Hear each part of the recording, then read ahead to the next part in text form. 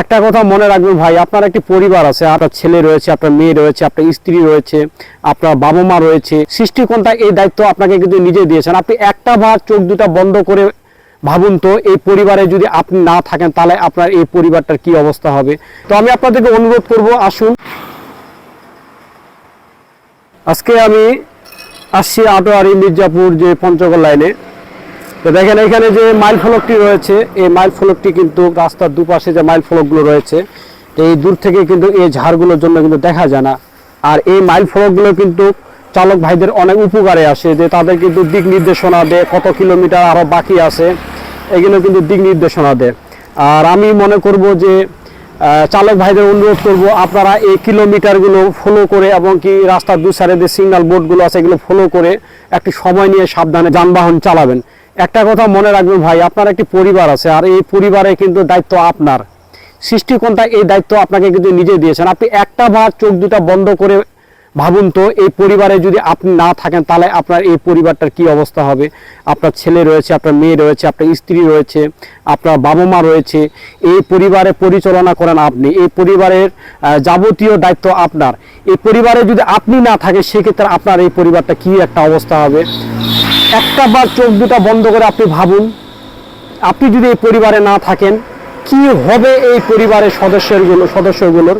তো আমি আপনাদেরকে অনুরোধ করব, আসুন আপনারা সময় নিয়ে সাবধানে এবং কি ট্রাফিক আইন মেনে যানবাহন চালান, এবং কি নিজে সতর্ক হই, অন্যজনকে সতর্ক করি, আমাদের দেশের এই সড়ক দুর্ঘটনা প্রতিরোধ করি।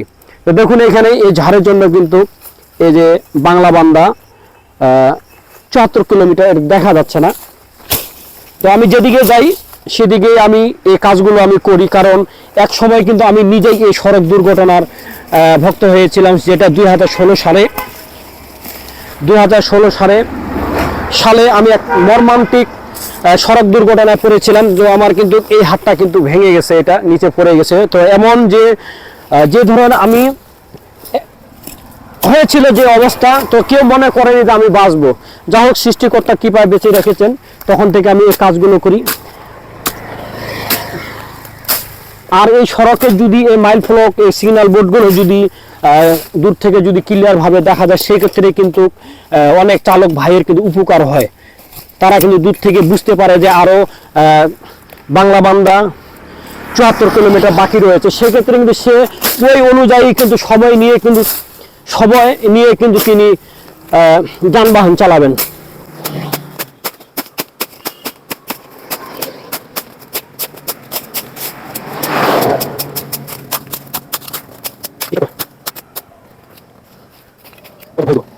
দেখেন এখন কিন্তু দূর থেকে কিন্তু এই মাইল ফলকটি কিন্তু চালক ভাইয়ের কিন্তু চোখে পড়বে দূর থেকে। দেখেন তো এখানে যেমন লেখা আছে বাংলাবান্ধা 74 কিলোমিটার।